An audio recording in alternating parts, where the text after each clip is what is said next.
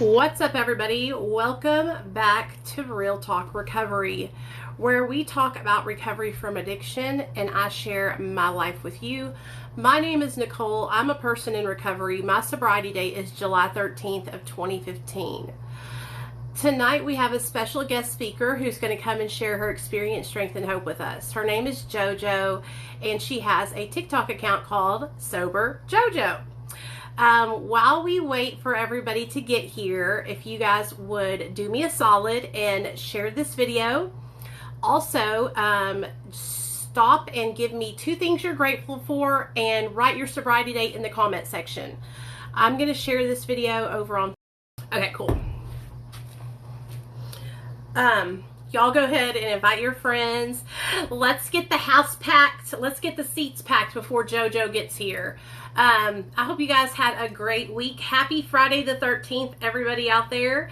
I'm not really superstitious or anything, so, you know, it's just like any other day to me. But if you are going to get a tattoo, some people are doing that because, you know, on Friday the 13th, you can go to a tattoo shop and get you a free tattoo. So, I'm grateful for my son and having him back. And I'm also grateful for my husband and his support and my mom and dad. So come on in, everybody. We got Sober Jojo's going to come on and tell her story. I'm going to give everybody 3 more minutes to get here. So we'll go live with Jojo at straight up 7:30.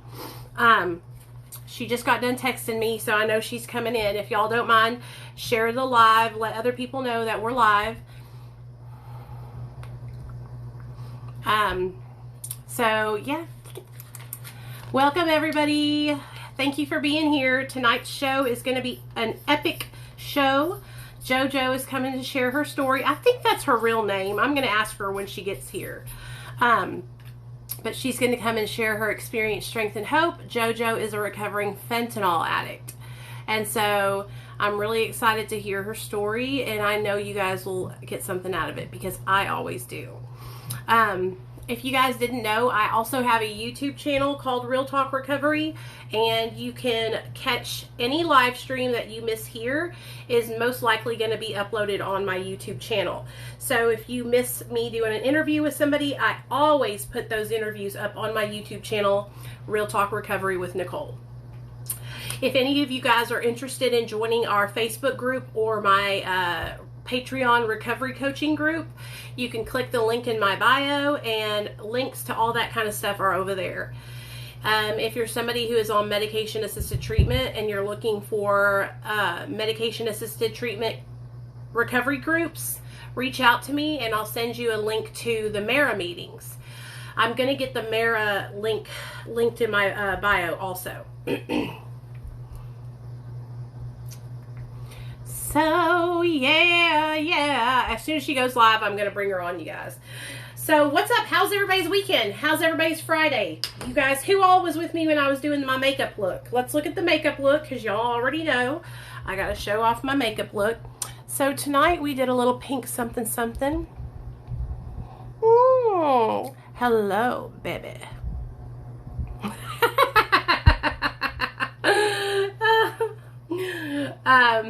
We did the makeup look together, and I got really pretty, like, little shiny in the thing. Oh, you're on? Okay, girl, I'm coming. I'm sending you an invite now.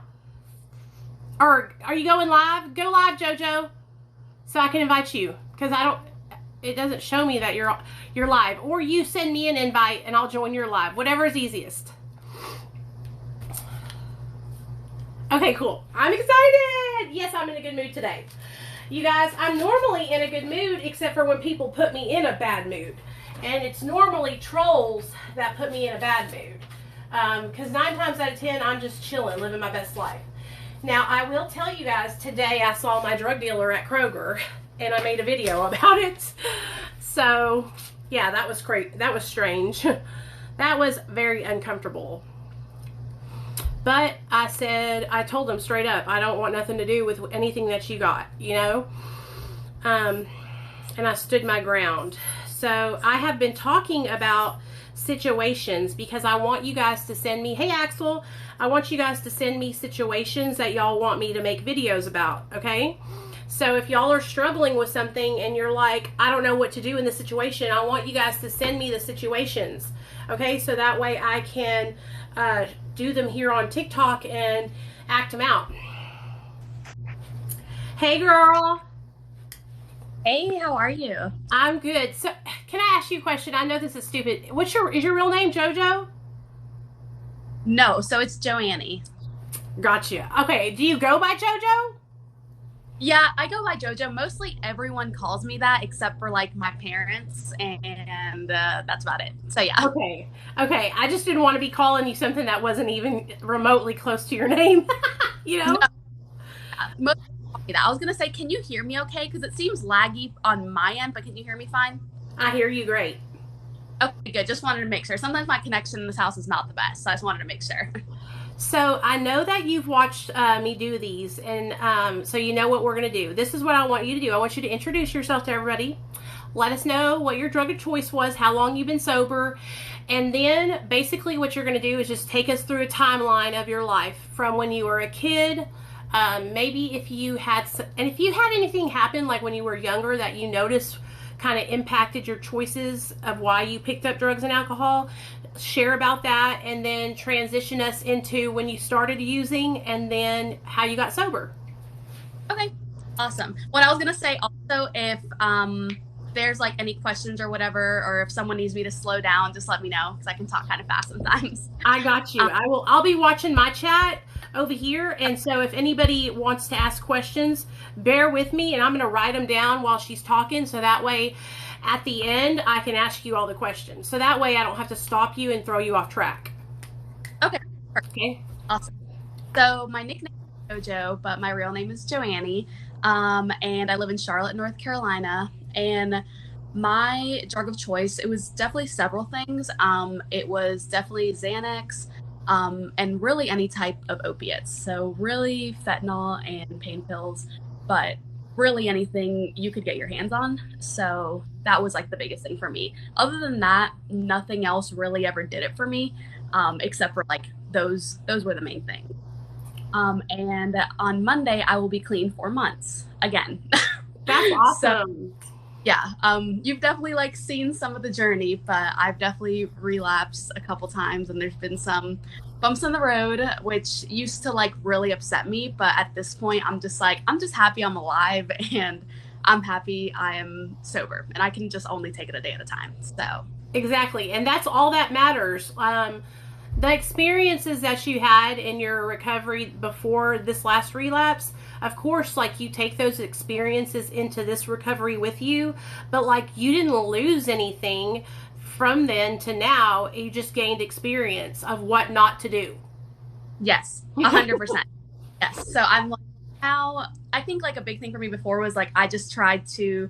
I've always had a problem with like living in the future, but now I'm literally just like I can only control today and right now. I can't like really just this second in time. So I'm trying to like make that a big part of my recovery because I feel like things about the future would be like I wouldn't say like a big reason I would use, but you know, like just trying to have that sense of control over something. So Yeah, now I'm just live the present. Yeah. I totally understand. I used to do the same thing. I used to worry about how was I going to make it 6 months from now? How was I going to, what if my washer and dryer breaks down? What if I get a flat tire? What if I don't get my son back? Like all these things. And I was literally like making myself go crazy, which would lead me to picking up. And so it's like projecting ourselves into the future. A lot of people do that, you know what I mean? Um, and what's so funny about it to me is that we weren't worried about when we were using what was going on. At least I wasn't. I was so in the moment, you know, just enjoying being high. And then I start freaking out. So I was the same way. Okay, go ahead. Sorry. I just start with like my life. So okay, so I'm one of three children. I was born in Queens, New York. So my family is, I would consider, I guess, myself like first generation American because like I was born in the United States, but my mom and dad weren't. My dad's from Dominican Republic, and he came here when he was 18 years old to like the United States, and my mom was from Puerto Rico. So, you know, like that's a legal territory. You're a United States citizen, but she still had like a little bit of a different upbringing, obviously, because she wasn't raised in the United States. But I will say I come from a very like traditionally strict Hispanic household, like very, yeah, just strict. And something like for me that I can just definitely say like has affected my whole life, like my childhood, my when I was a teenager, my adulthood now. I love my family like 100%. I wouldn't want any other parents or family in the world, but my dad is definitely a narcissist, like textbook definition of a narcissist.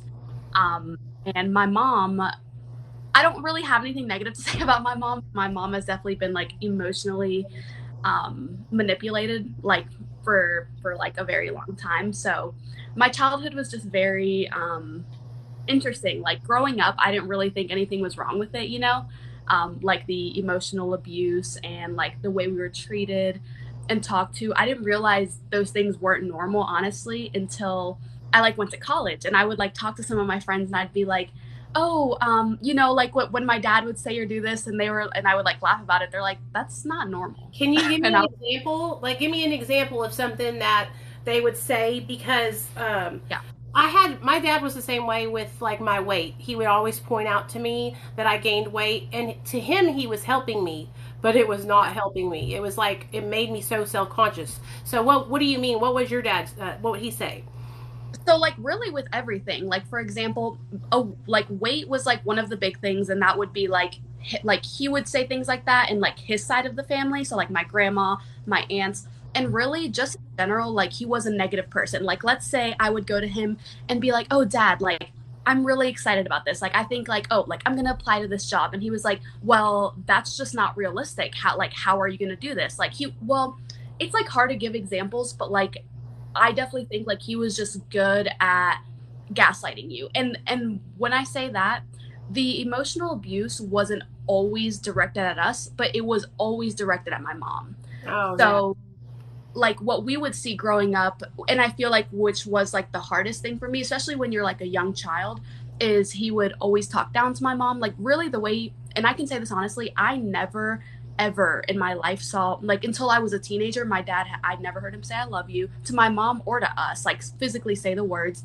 Never would hug us, never had seen him kiss my mom, hug my mom. And basically like all I would see her do for him is like, in a way I almost viewed my mom as like a slave. Like she did everything. My always worked full time too, just like my dad. But I've never seen my dad until now, and I'm 22. He'd never cooked a meal ever. And I'm not saying these things in a negative way. Like some people, their relationships, that's how it is. But when it's two people agreeing, it's different. When it's like completely expected, it's like a different story. That's But he would old school. That old school. My just so you know, my dad's never made a meal either, honey. My mom would wash his laundry, dry it, have it ironed, cut his hair, make every food meal. So that's like that old school. I feel like it's Hispanic and Italian families are like that.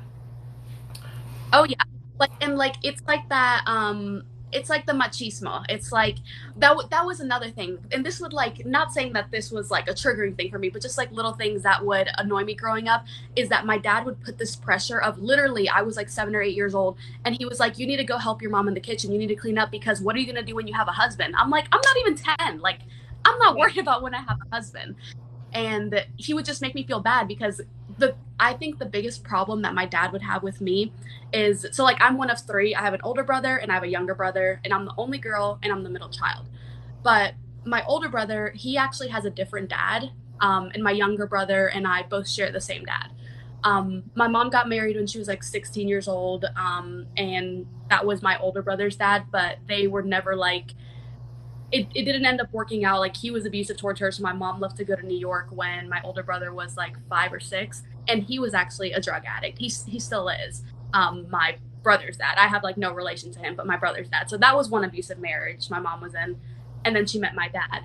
But my older brother never spoke out, and my younger brother doesn't either. So I think a big reason my dad always like took it with me is because I wouldn't stand down. So like he would say these things to me, and the thing is I would talk back. I would be like, what if I don't want to be the one? Like, what if I don't want to be the one that has to cook or this or that? And my mom would literally be begging me, like, please, just please don't say anything. I'm like, no, why can't I speak up? Like, why are we acting like he's a dictator? And Yeah. like other thing was like we weren't allowed to like talk at the dinner table growing up, which like some people may not think that's a big deal, but like for me growing up, I would always go to school and like all my teachers and friends would be like, oh, like dinner time is really sacred in our house, like we all talk at dinner. Like that's when I would go to my friends' houses, their families would all like be talking about their days, like the sitcom stuff you see on TV. Yeah. And I did that, but like my dad, and I don't know why, but like at the dinner table he would be like, only the adults talk, you guys don't need to talk right now. Like so we were not allowed to speak at the dinner table. Just like a bunch of like little things, but Your dad overall was like really controlling, it sounds like. yeah. And like that, and like a lot of it was towards my mom, and there were some moments growing up where like he was physically abusive, but I don't want to label him as like a physical abuser, if that kind of makes sense. Like there was only several instances growing up, but the only reason I still think it's wrong is because I just couldn't, no matter what someone does or like my child did, and I'm not a parent, so whatever, but like I still wouldn't do the same things he did. You know what I mean? Yeah. Like physical violence, I don't feel like is ever the answer.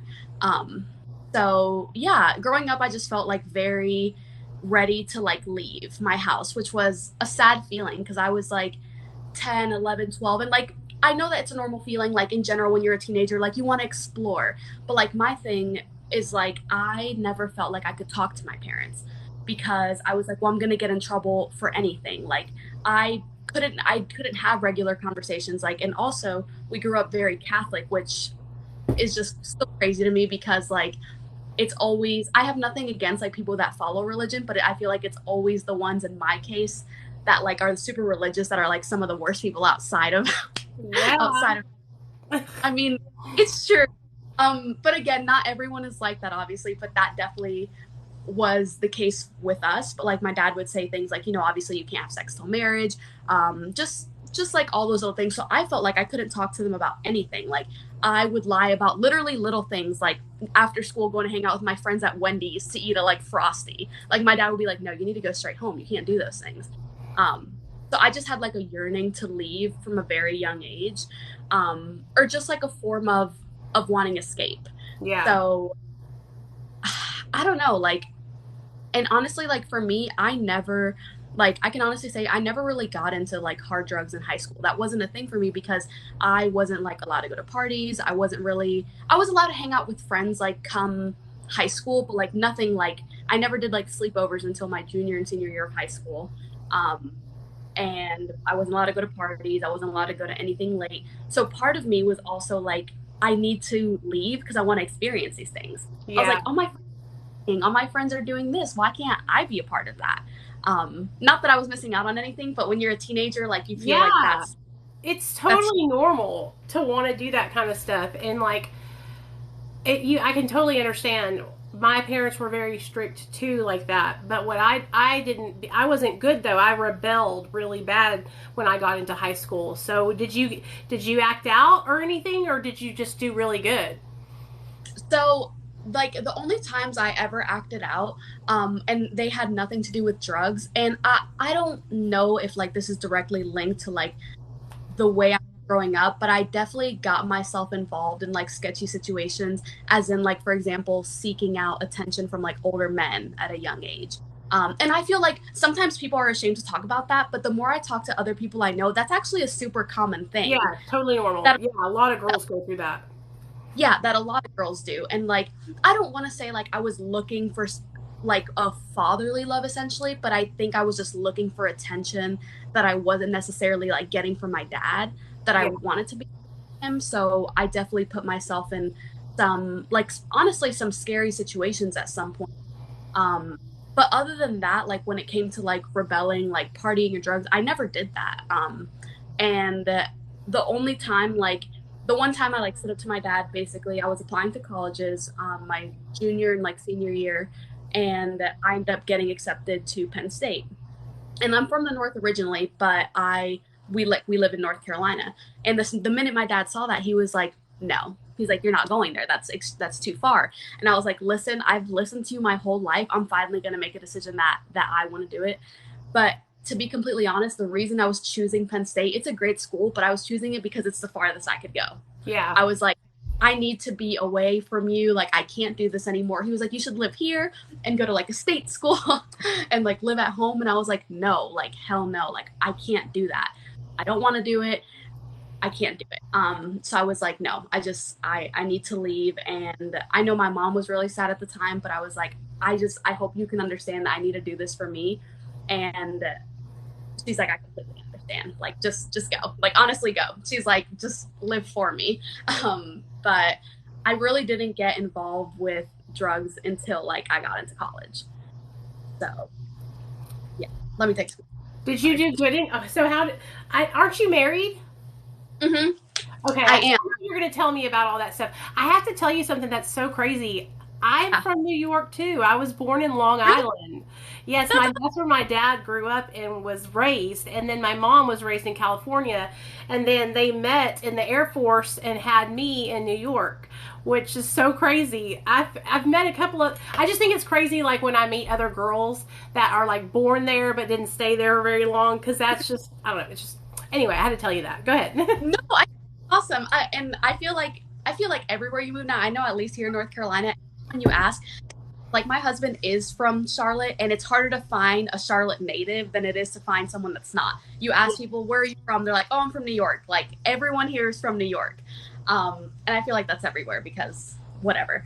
But I don't know. Should I just like tell you now, like how like I got started with everything? Yeah. So you started college, I'm sure.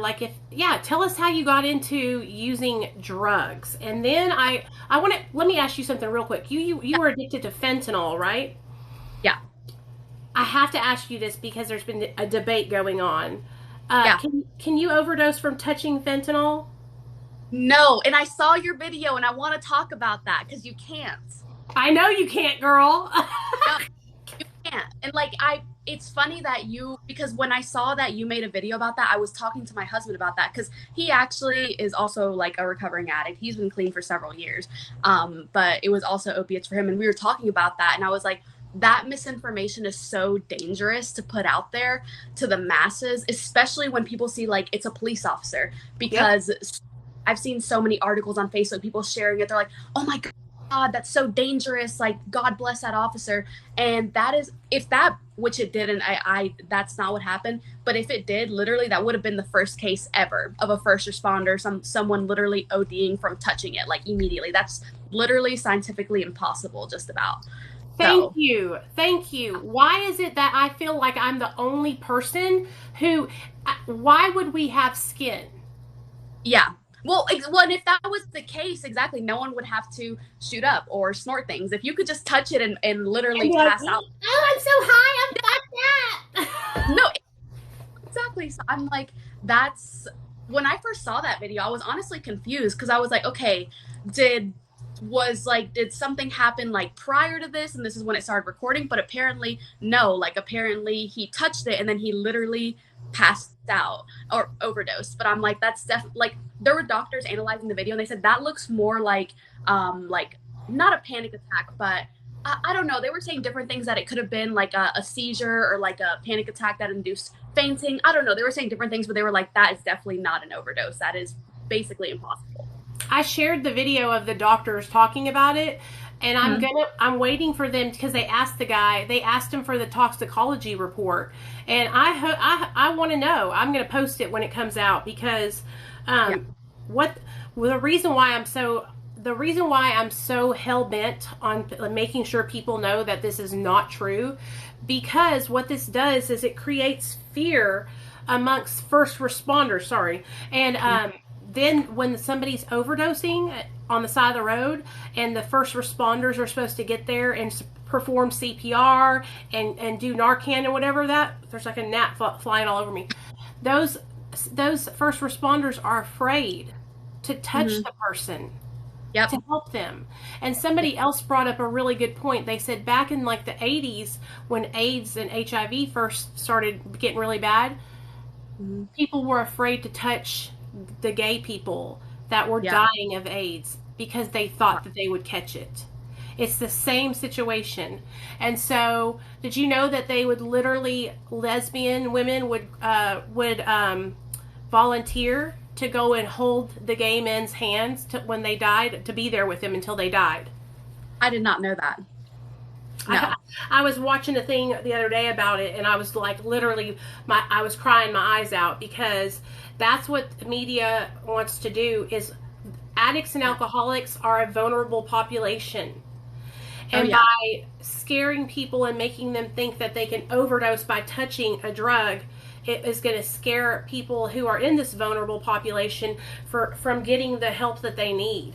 It makes me so angry. Like, so. No, and I feel like the problem too is, and this has always been happening, this is nothing new, but like people who struggle with addiction are always so demonized in the media. And they are just seen as like, oh, like the like really, and I despise this word, but they're like, oh, these junkies, like they just want handouts, this or that. But really, and I know everyone says this, but truly, and obviously you get this, and other people watching this get it because they've been there, they have loved ones who've been there, but you don't think that way when you've been in that position or someone you love has been in that position. Because while yes, it's so easy to judge a random person on the street and be like, oh, that fucking junkie, like you literally have no idea. Like that's someone's son, that's someone's maybe husband, brother, like that's a human being. And as much as you may not agree with someone else's decisions or like what they've done, like you have, I don't know, like that shit just pisses me off. Like you have no idea what that person has been through to get there. You may just see someone on the side of the road, but you don't see like the messed up childhood they had. Maybe they lost a sibling or a parent or a child or anything. Like it's just upsetting. And like I hate how exactly just how demonized it's put out there. And I don't know. Yeah, it's just upsetting. It is. I had to ask you that though, because Yeah. every time I have somebody on, I'm going to ask them that question, because I just want people, I'm going to drive it home. I want people to hear, every time that you cannot do that. So, okay, so now tell us Yeah. what happened when you got to college, because I want to know some stuff. I want to know if you went to parties. I want to know who your first boyfriend was, that kind of stuff. So, go ahead. Yeah. So, and also, if you just hear someone being a little bit extra, it's my senior dog. She's so pretty. She's a really good girl. But okay.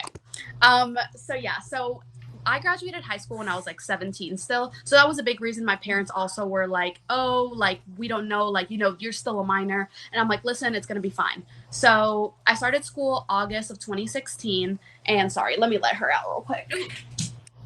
Yeah.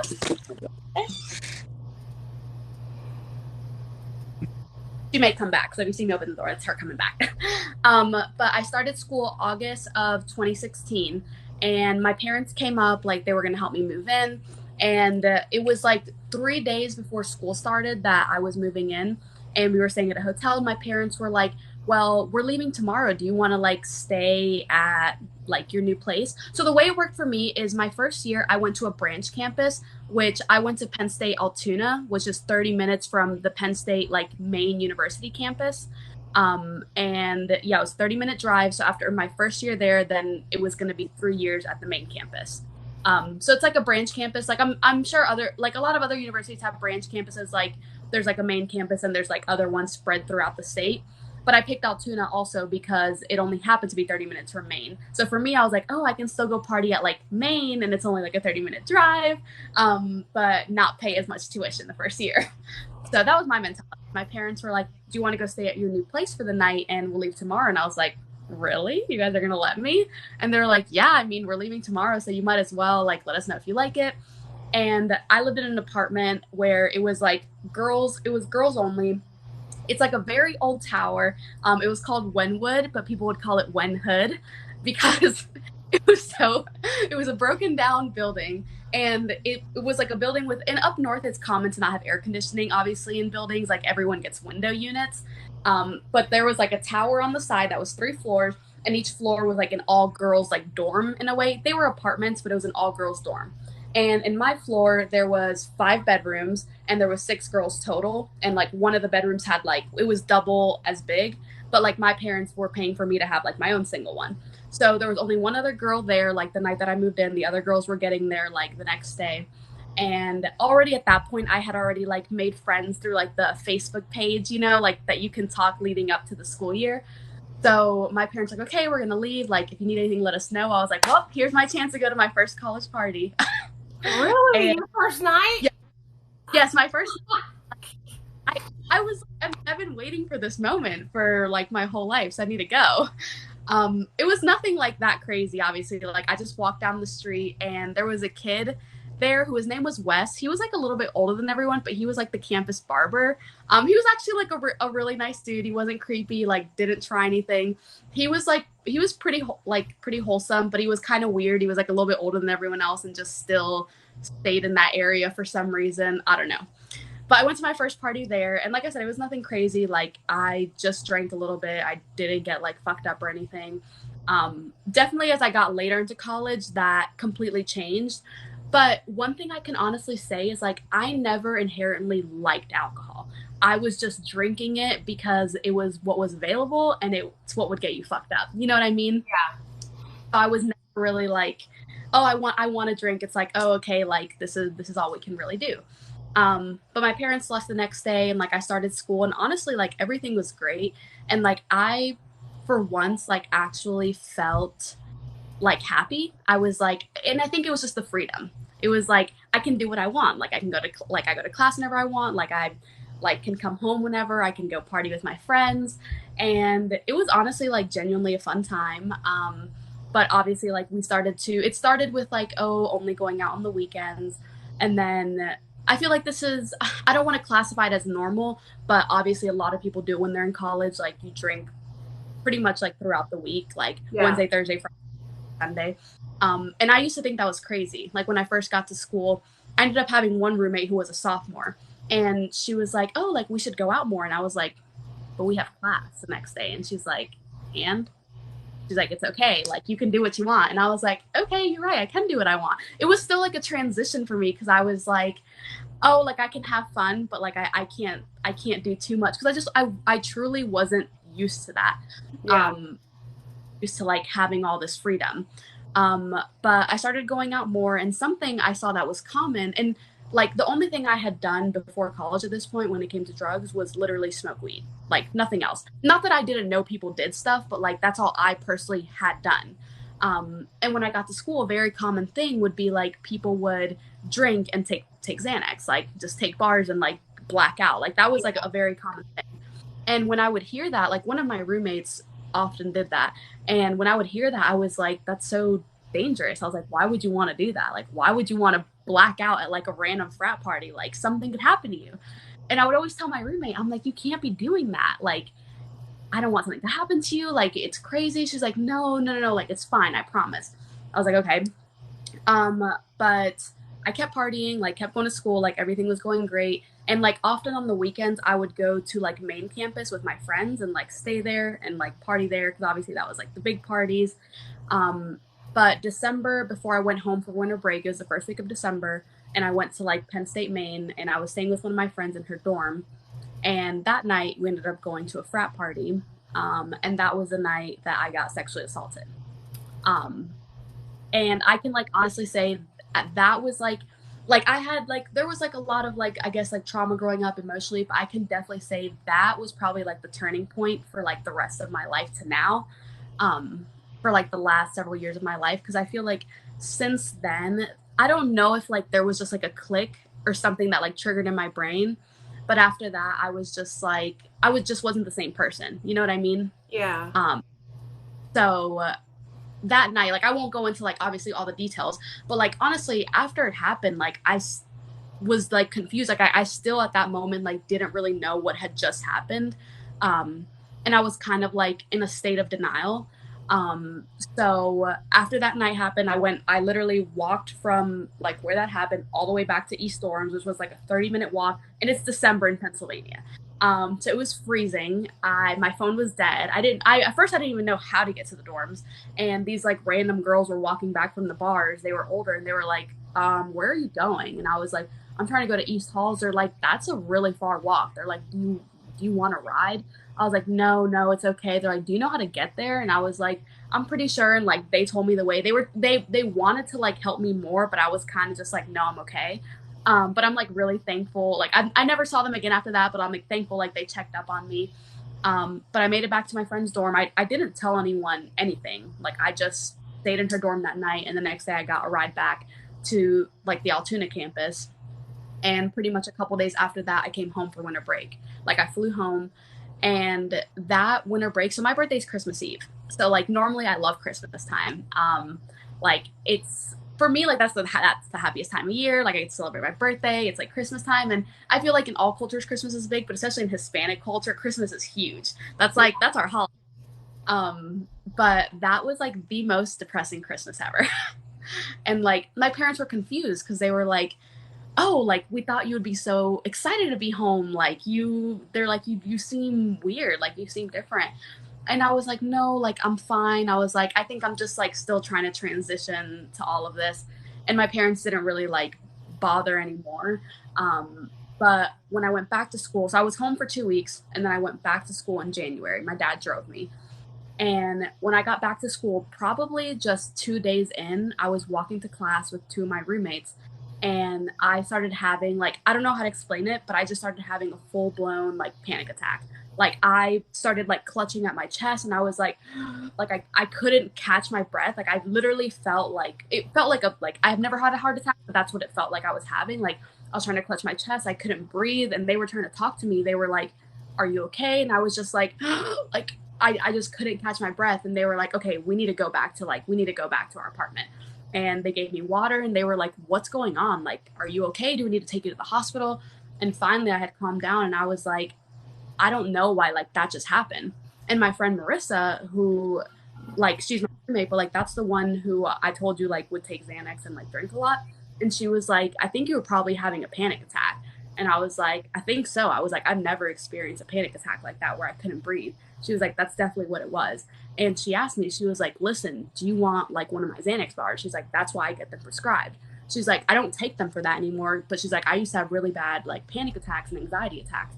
And I was like, okay, sure. Like, I'll take it. Never having like taken one at that point. And at that point, I had only really associated Xanax with like partying, Yeah. not with like actually taking it for like mental health reasons. But I was like, yes, sure. And I took it, and I just had like a whole bar, and literally like that moment, and I'm not trying to like romanticize anything, just being honest, but like in that moment, like I felt the most like peace and like serenity I've ever felt in my life, ever. Even to this day, like, and that's kind of fucked up to say, but it's true because for that moment, and like for people who obviously like I know you'll get this, and for other people who like have used Xanax, like whether you used it correctly or abused it, obviously like the way I always describe it is like it's not like this high like opiates, because realistically it's not, but it's like for me what was addicting about it was like the feeling of nothingness, essentially. Yeah. Like just the state of not being, because like I feel like my whole life I've always had so many thoughts going on in my head at one time that my brain has never been like completely quiet. And in that moment, it was like zip, nothing. Nothing was there. Like I didn't feel like pain, but I also didn't feel like emotion, empathy, like nothing. There was nothing going on. And I knew that once I took that, it was pretty much over. Like I didn't think like it would lead to where I am now, but I was just like, no, like I have to keep taking that. That because to me that was like, wow, that just solved all my problems. Like Yeah. I don't have to feel the way I'm feeling. Like what the fuck? Why do people deal with emotions when you can just take this? And my roommate at that point was like, if you want them, you can have them. She's like, I can get 90 at a time, which I think she would get that for like a 2 month span.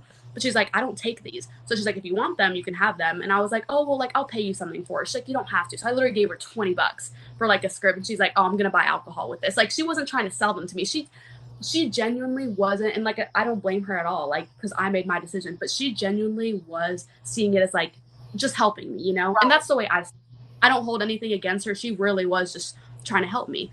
Um, But I started like going through those very, very quickly. At that point, I wouldn't say I was like fully, I mean, mentally, I think I was addicted, and like obviously, like physically, after taking them for a while, you're addicted, but I didn't see it in that way. Right. At that point, I was taking it pretty much mostly for my anxiety, because at that point, I pretty much felt anxious every day. Like I would wake up and I just had this impending doom feeling. And sometimes I would have to go to main campus because I was in Air Force ROTC when I was in college. And there had been times where I had seen him, because the frat house was literally a 2-block walk from where like our building was for ROTC. So I had seen him before. Like he was a senior. And So some you other knew stuff. the guy that sexually assaulted you. Yeah. Yep. Why did And he that's do like, that? Were you like drunk and he took advantage of yeah. you? So that night I went to that party with like 3 other girls, and we all told each other, we're like, okay, we're gonna stick together. Okay. Like we're gonna stick together. Cause 2 of us, we didn't go to main campus. 2 of the girls did and 2 of us didn't. Okay. We're gonna stick together. Literally within 30 minutes of being at that party, everyone split up. And I was like texting my friend Mallory. I'm like, hey girl, like I wasn't mad, but I was like, hey girl, like where are you? Like, are you still here? Like, let me know if you leave or if you go somewhere. No text back, nothing. I was like, okay. I texted one of the other girls. She's like, yeah, I'm just upstairs. We're just hanging out. And I was like, okay, fine. He started talking to me, and I had already been drinking at that point. Everyone like pre-gamed at one of the dorms. So for me, I mean, like, I wasn't like a lightweight, but I had already drank a bit, so I was like, I'm feeling pretty drunk, and I kept drinking while I was there, so I was getting like progressively more drunk throughout the night, and I ended up talking to him, and he ended up giving me a drink. Like it wasn't roofied or anything, but like I pretty much was pretty drunk. So he was like, hey, like, do you want to walk back to like my house off campus? And I was like, oh no, like I was like, I need to stay here with like my friends. And he was like, oh, we'll just text them, like we'll be back later. And I was like, I don't know. And he's like, it's fine that we can all just hang out. He's like, I have a couple of my other friends there too with like their girlfriends. And I was like, okay. And I don't, like, I would hold a lot of like guilt towards myself, because I was like, I could have easily said no. I was like, it's not like he was like forcing me to go with him. You know what I mean? I was like, why did I not say like no? Why did I go with him? But like I realize now that I can't do that to myself, Yeah, that's because not like your fault. yeah, I was like, it already happened. And regardless, like he knew what he was doing was wrong, and he didn't care. So I was like, it's not even like I was like the drunkest person there, so I don't know like how that played out in his head. Maybe he just like saw an opportunity and went for it. But we ended up walking to his place, and like I remember like in my head, first off, it was freezing outside. I was barely wearing clothes. So I was like, okay, number 1, I'm cold. Number 2, I'm really drunk. And number 3, I was like, this is really far. Like the farther we walked, I like kept making note in my head. I was like, this is really far. I don't know where the fuck I am. And my phone is like on 20%. So Yeah. I was like, I really hope this doesn't end up badly. And when we got back to his place, like I said, I won't go into like crazy detail, but when we got back to his place, basically like he made it very clear that like he wanted to have sex. And I was like, no, like I don't want to have sex with you. Um, and then things obviously like went south from there. But another like thing that has like always been a problem for me is like when like bad things happen, you always hear about people having like a fight or flight response, you know, but like something that is not as commonly talked about is like freeze. So like a lot of people in like some situations freeze. So like technically there's 3 responses, like fight, flight, or freeze. And like for me, I just completely froze. um and it's almost like I was having an out of body experience. And anyone who's experienced any type of trauma as a child, anything, that's like a super common thing. It's like your body and brain's way of literally trying to protect you from like a dangerous and traumatic event. Um, so that's like exactly what I did. I was almost like having an out of body experience, like seeing what was happening. And after it was done, I was just like, okay, leaving. And like that was it. The same thing happened to me. I totally disassociated outside of, I was getting raped it was horrible. Like, he threw me over the couch, made me bend over, and was like, if you don't give it to me, I will take it from you. Like, I will hurt you. And I totally froze. It was like I was watching him do that to me from outside of my body. And then as soon as he finished, I ran as fast as I could to the front door, and I hit the screen glass door so hard I thought it was going to shatter. It went and I jumped in my car and I drove off as fast as I could. But same exact thing. I just froze, like, oh my God. Like, I was just like, what do you do in that situation when somebody's like overpowering you and they're like, you're going to do this? It's like, if you try to fight them, then they're going to punch you in your face and like stab you or whatever they're going to do. Or you can just like kind of disassociate and get through it. Exactly. Well, and like, and my thing is like, exactly, like, I feel like that's not really talked about as often. So like, after the situation had happened, like, I again like just held a lot of guilt because I was like, what the fuck? I was like, why did I not do something? Why did I not scream? Given the fact of the situation, none of those things would have done anything anyway. But you know, like, in your head, you're like, why did I not do more? And literally, that's just like when people say like, oh, what would you do if someone broke into your house? People say, oh, I would shoot them, I'll do this, but literally you don't know until you're in that situation. Even people who are like trained to do things, even sometimes they react differently because you literally just don't know how your brain is going to react in that moment. And like, now I finally realize this, but literally that's just your brain's way of trying to protect you, like from a traumatic thing that's happening to you. So that was like the case with me. And like, and the problem was like, after that happened to me, like, I didn't really know how to fully talk about it. And like, I had somewhat talked about it a little bit with like different people, but like already like on my campus, and like, this is not like a Penn State problem, this is a problem everywhere. But like, sexual assault is really a he said she said situation. Like, women really are not believed. There had already been so many cases like that, and literally one of the main things that people try to ask you is, oh, well, what were you wearing? Were you both drinking? Like, if you were both drinking, did you give him any like thoughts or make it seem like your intention was that you did want to have sex with him, or did you want to have sex with him and then you told him you didn't? Like, regardless, no matter what, at the end of the day, it's still wrong, but they make you feel like it's your fucking fault. Like, yeah. And I just couldn't deal with that. Like, not obviously, like, me being 17, 18, like, whatever, that doesn't matter, but like, I still was like an impressionable, like, not, I don't want to say a kid, but you know what I mean? Like, I was still impressionable. Like, and I was still truly very naive to the world.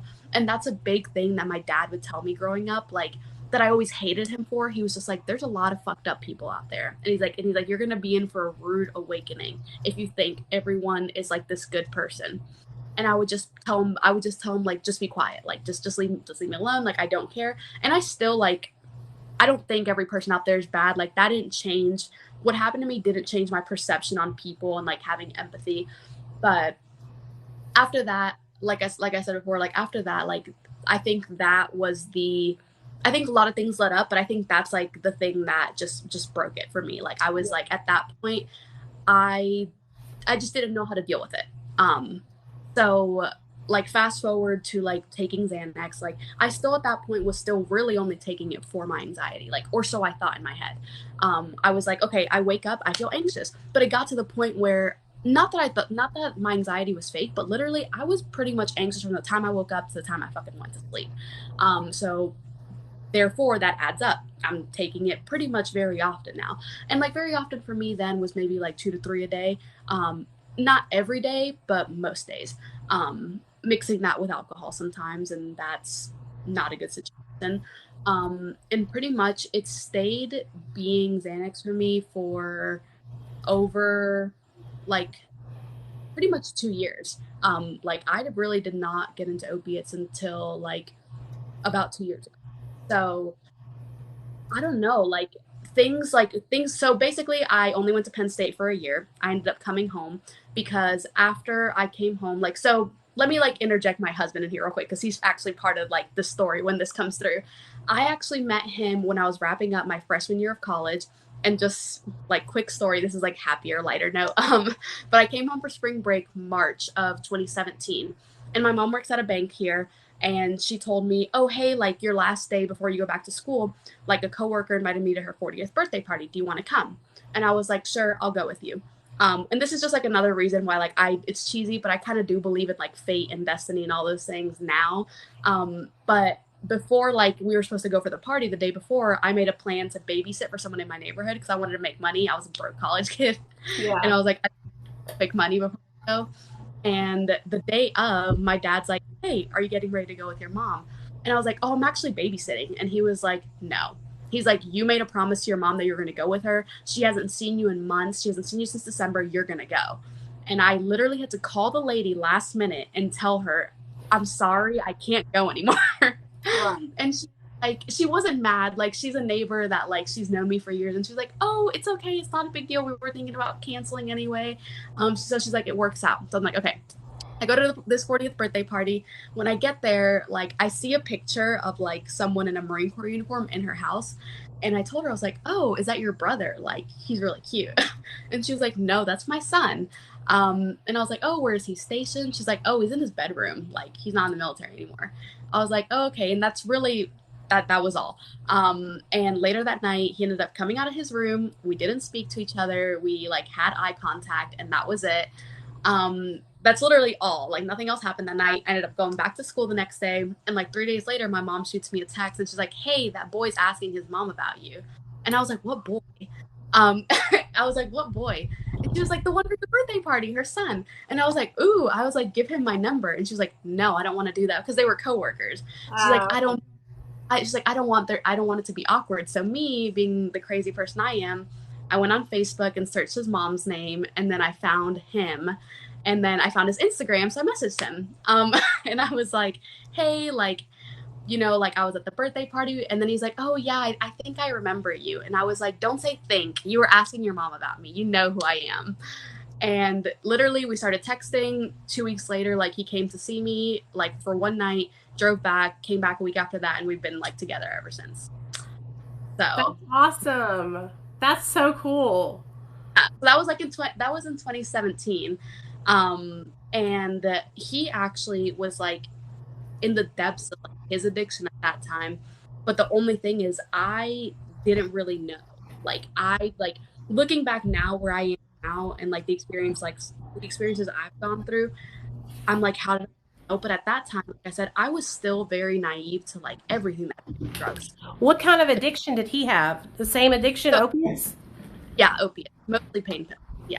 Okay. But the difference with him, and we talk about it now, so he started like casually like smoking here when he was young.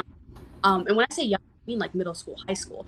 But for him, it was never something that was like, oh, like it was an addiction from the time he was 14. Like I know that sounds kind of like fucked up, but like it was like a casual thing with him and his friends. Like every weekend, like they would occasionally like smoke a little bit. And for him, it didn't really become a problem until he got out of the military. And then that's when he kind of like felt lost, and like that's when he like really got into it. So for him, it was opiates. But for me, I'm sorry, I'm like all jumbled up. No, you're doing great. You're doing great. A lot of people have commented and said that you're a good storyteller. So it's not every day that we have somebody that can compete with my storytelling, you know. You're like my husband. He's like oh, you and the recovery TikTok people, because he doesn't really do social media, but he loves it. He like supports from the sidelines. That's good. That's how you're, right? Yep. He's from the sidelines, girl. He does not want any part of it. Yep. He's like I'll tell him like he's like, oh, I'm so happy for you. He's like, send me TikToks, I'll watch them. That's it. But yeah. So I'm trying to remember where I was like before that. I don't really remember why I brought that up. Oh, okay. Because like at the time that I met him.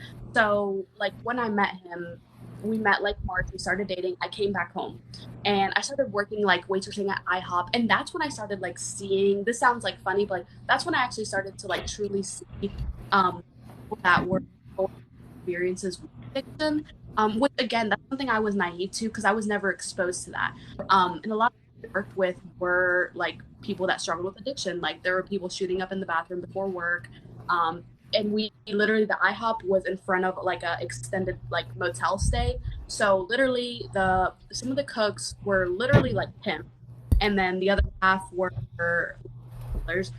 People I worked with were people who were addicted to drugs, like shooting up in the bathroom before work, like snorting pills before work.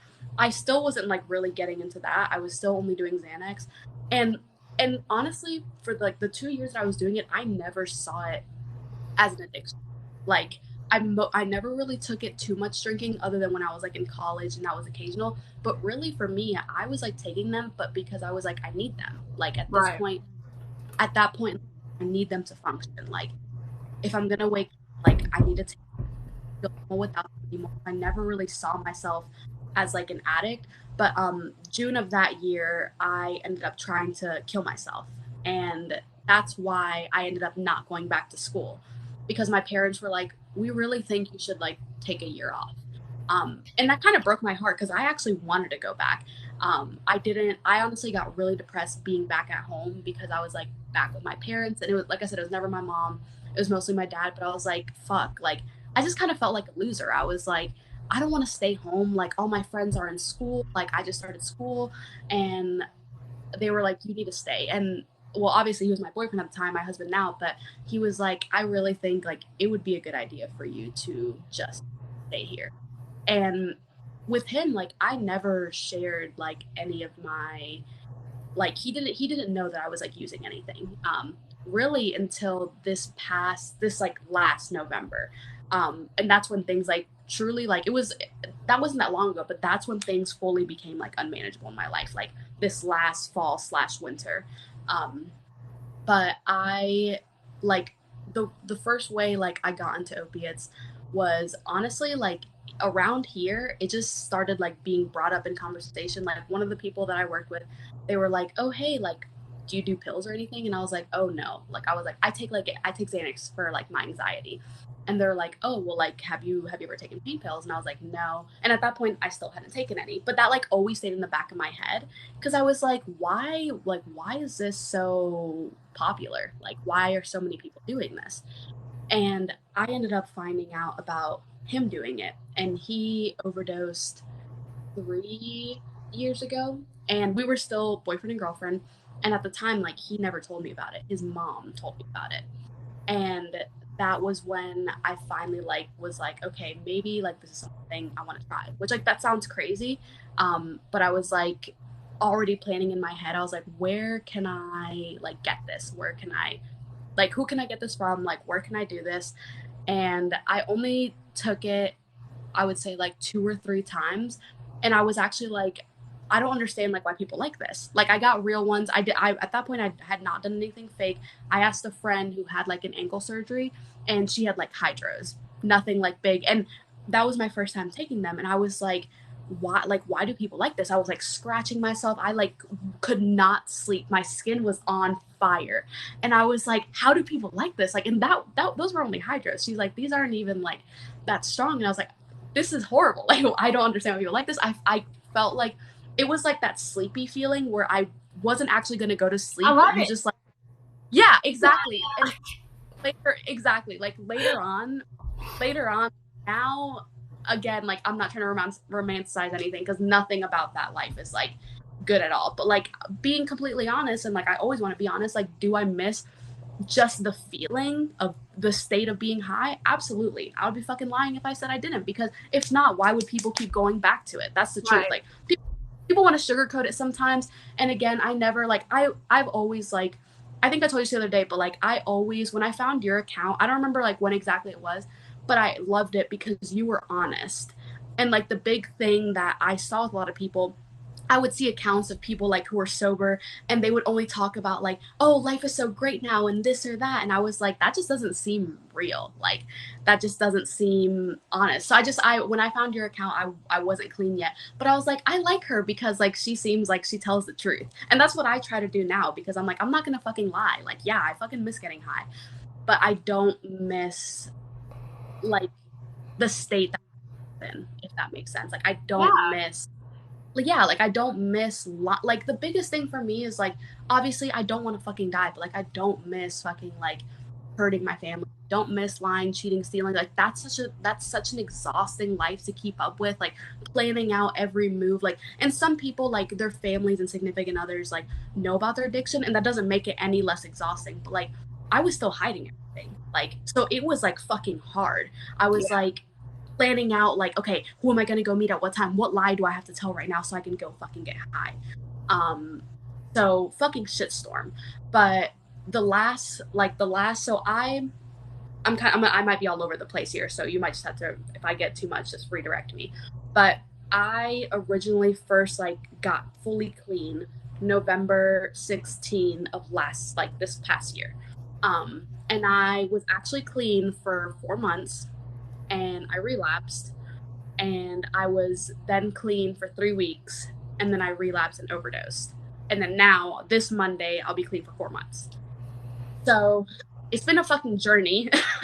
I'm so proud of you. You're doing so amazing. For real. Thank you. It's been fucking hard, but like I will say, and 2020 was a fucking shitstorm for everyone, whether you're an addict or not. But 2020 was, I think, like my fucking breaking point. And 2020 was also when, like, truly, like, that's when everything became unmanageable. And he found out about me using like Xanax and pills and everything earlier in 2020. And I was like, I don't really have a problem. I was like, I can stop. And like, he really didn't think much of it because he didn't know like to what extent I was doing it and how often I was doing it, because I just lied. Like, he ended up finding out, and I was like, oh, I only do it occasionally. And he didn't know what I was doing was fake either. So like the past year, like the past really year, 2 years, I haven't even been doing real Xanax. Like, they haven't been real. Like, it's all been fentanyl. So I was able to like just lie. And then things just got to the point where like I couldn't lie anymore. Like, things were starting to like not make sense. Lies were like starting to catch up. And honestly, I was getting to the point where I was fucking like exhausted. But it's I hard can like to keep up with all that. Yes, like it becomes like it becomes too much. And like I can honestly say, like, for me, like the way I always think of it in my head is like Xanax is what made me like fall. I think of it as like that was like my first love when it came to drugs. But honestly, the thing that did it for me, and like this sucks saying, I mean, obviously I'm never gonna touch Xanax ever again in my life, but I can honestly say, like, at this point, fuck Xanax. If I had to ever choose a drug to do forever, it would be fentanyl. Because feeling like that feeling is like I can't even like put it into words. I can't type it. Like, I could have a dictionary, and like that's the feeling I would get from it. But like, that's when I look back now, I didn't see that when like I was in active addiction, but like looking back now, I'm like, fuck, like how that's it. I don't know, it's hard to explain. I'm like, that's so crazy. Like, I never thought I could like feel, and I don't know, I can't even say euphoric, because euphoric is not even like enough of a word. You get it, like, you understand, obviously, but like for someone, when I try to explain it to people who don't get it, like, you know what I mean, you can't put it into words. Right. It's like the greatest experience ever times 100. But that was like my biggest downfall. And like a big reality check for me was when, so like, actually, fun fact, this was like the room I mostly did drugs in my house, and I'm actually moving out of this house in 3 weeks, so that's good for me. So you have like all these memories being there. Yes, like I know how you feel. Yes, same here. Like I never associate, and I try not to, like, obviously I know as like an addict you have to change people, places, things, but like I never like associated per se this house with like, oh, my drug addiction. But like looking back now, I'm kind of excited to leave, because I'm like, I became my worst living in this house. Yeah. And I didn't see that before. And I'm not like per se triggered by being in this room and stuff like that, but I'm like, it's gonna feel so good, because like where I'm moving to now, I will never have been high there. Yeah, like I'll never have. It's like a fresh start. Yes. So I'm actually like really, really, really, really excited. But like a big wake up call for me was like these past relapses, because basically, so I got clean in November, and I will say about, I mean, I constantly was thinking about getting high, but I will say about in December, I was already you know how like they say like you relapse way before you pick up. Obviously, like you mentally relapse way before. So December came around, and already at that point, I was fiending. I was like, okay, I want to do this. Like, I want to get high. And I didn't for like obviously months later, but already from December, I was like thinking in my brain, how and when will be the right time to get high. And this is literally me still. At that point, I had admitted, like, when I first got clean in November, I had admitted, like, yes, I'm a fucking drug addict. But still in my head, I was rationalizing how I'm not really, like, a bad drug addict. You know what I mean? I was like, I'm not that bad off. Like, and literally, I hate to say it, but I would play the comparison game. I was like, I'm not like those people that are on the street and, like, they're, you know what I mean? I'm like, I have a house. Like, I'm married. I have a nice job. I don't have, like, that many problems. But the biggest reality check was when I left times, and the biggest one was when I relapsed, obviously, a couple months ago, and overdosed because I had decided in my head, I was like, okay, I'm gonna go get high, and like at that point there was no like stopping me. I was like, I'm gonna go do it. So I had blocked my old plug, and then I just found him, and I was like, I'm blocking him. And when I first hit him up, he was actually like, didn't you say you were getting clean? And I was like, yeah. And he was like, oh, I don't want to fuck that up for you. I was like, nah, it's fine. He's like, okay, well, here's the price. Come pick up when you want. I was like, okay. So I went and picked up. I was like, well, it was that easy, I guess. I was like, I guess it wasn't meant to be. But that was my mentality. I was like, God, if you really didn't want me to get high, you would not have let him respond. Obviously, he's a fucking drug dealer. He's gonna That respond. is how we are when we are our addict brains are like, see, it was destiny. It was destiny that I saw my drug dealer. I was like, it must not be that bad. Which is just a fucked up mentality, but you have to laugh about it. But I went and picked up, and like again, another reason I just like strongly believe in like fate, and I don't even want to bring religion into this, but like like higher power, fate, just all these things, whatever you want to call it. A big reason I believe in that is because everything about that day and me using was unlike any other experience before. Because let's say normally, like even the last time before this last relapse, when I relapsed, I went and picked up like perks, obviously just fentanyl, and I went and picked up, and I would do like one or two like immediately.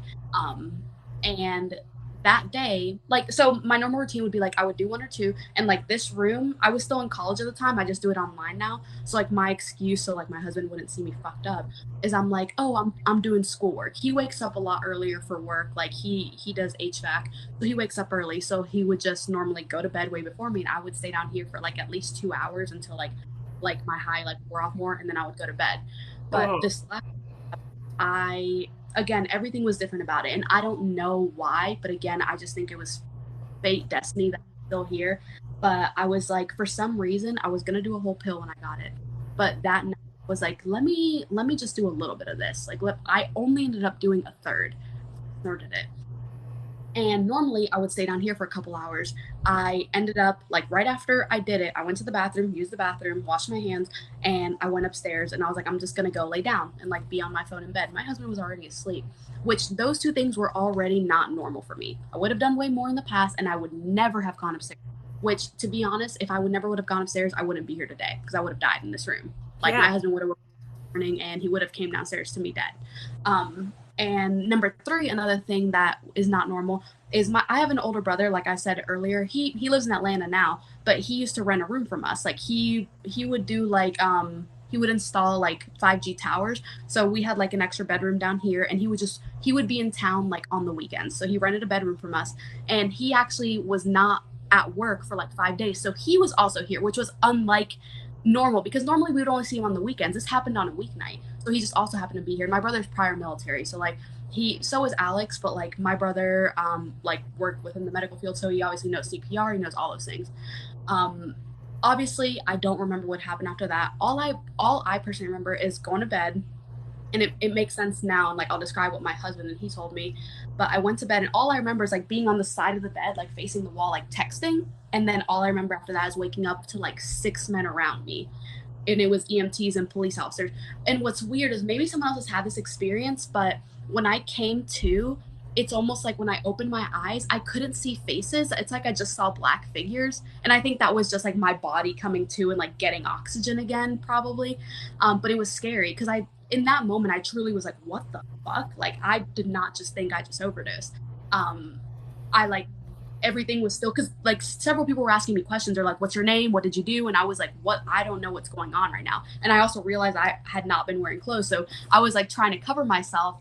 And it was just a shit story. But basically, what they both said happened was my brother was like, you said goodnight to me. He was sitting on the couch down here. I went upstairs. And he was like, what happened after? He's like, I went like 15 minutes later to smoke a cigarette outside. And he's like, I was out there for like 10 minutes. He's like, Alex, my husband, came running down and told him, he's like, Joannie's not breathing, call 911. And my brother was like, kind of laughing, like he thought it was a joke. He was like, what the fuck? And Alex, like, he was like, I'd never seen him like that in my life. He was like, call 911. She's not breathing. And he ran upstairs with Alex. And I think what happened, like, with Alex was like he was kind of like freaking out, you know, like he did not know what to do in that moment.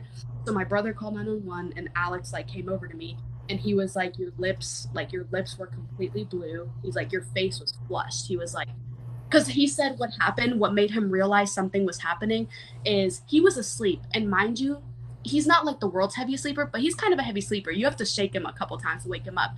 He was like, I was sleeping, and he's like, I heard like a croaking sound, like he's like out of a horror movie. Like a he gurgling, was like a yeah, it's like exactly. a rattle. I used to do the same thing. A lot of people do that. Most people do that when they overdose on opiates. I don't know if it's because we're like trying to get the last breath that we can get in. Yeah, it's And like it's yeah. It's honestly the scariest thing. If you are around somebody that's overdosing, like it's so scary to hear that.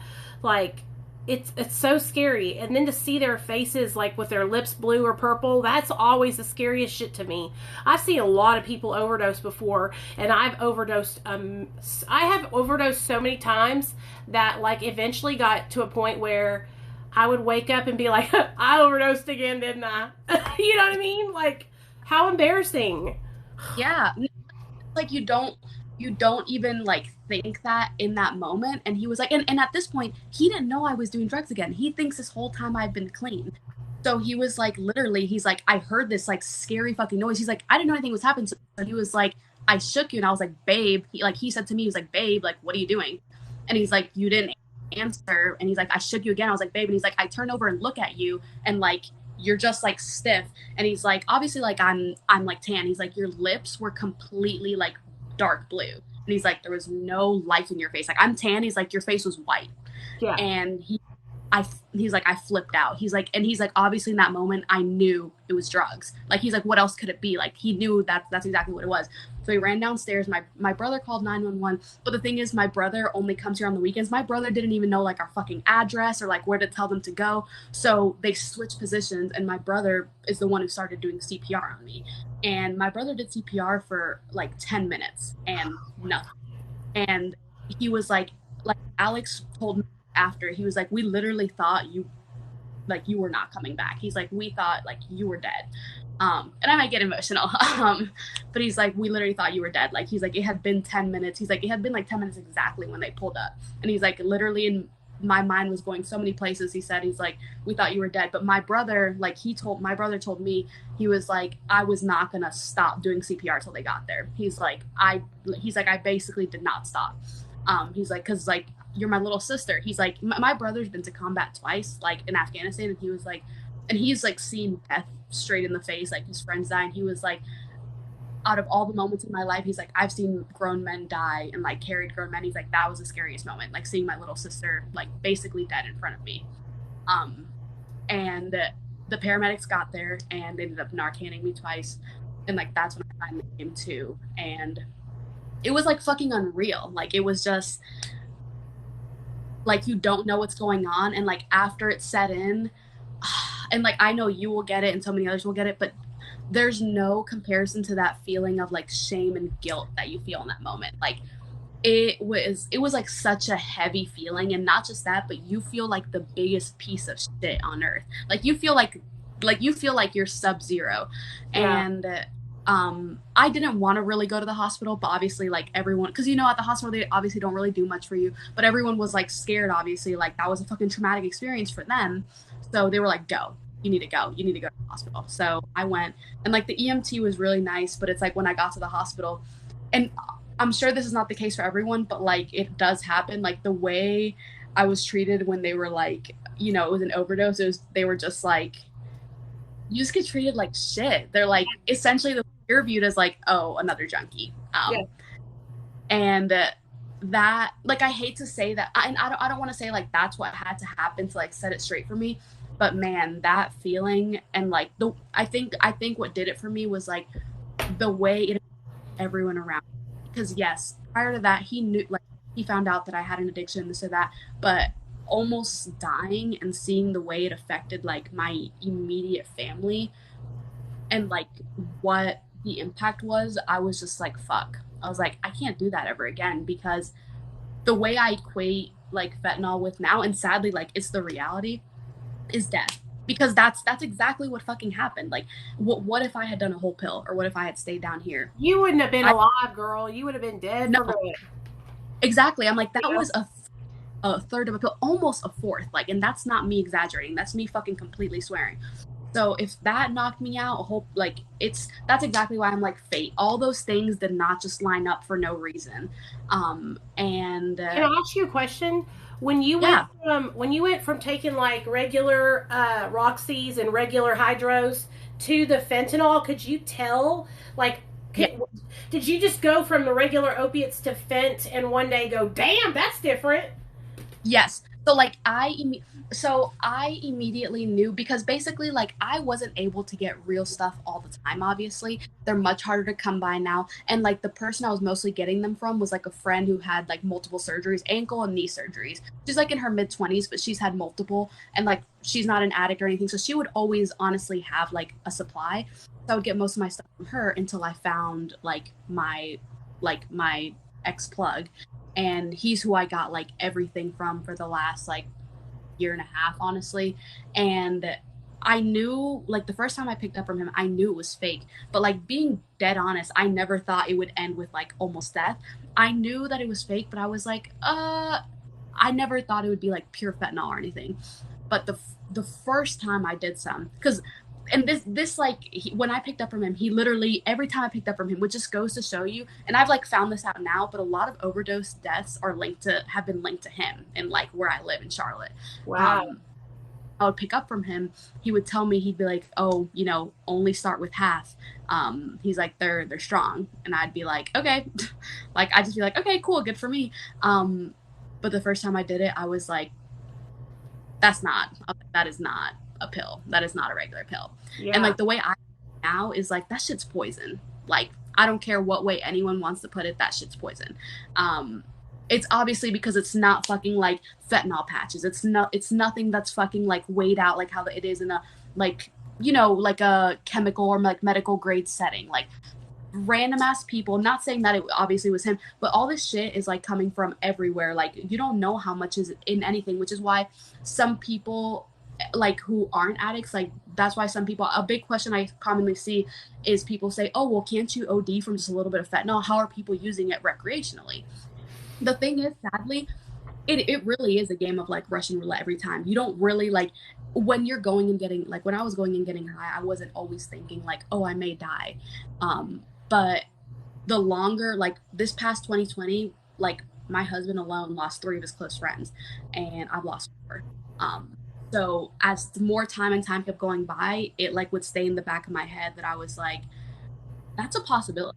You still don't think it'll like happen to you, but you're like, that's a possibility. And like, actually, let me, like, this is one of my friends, some of his ashes in here, and he OD'd on fentanyl. Oh wow. Like this, and yeah, I mean, I don't know, like it's just, again, like my thoughts are just like everywhere, but it's like, I don't know, it's just hard to describe, and it's definitely, I don't know, it's just a fucking journey, because like, again, like being brutally honest, there are so many days where like I still want to go and get high, like 100%.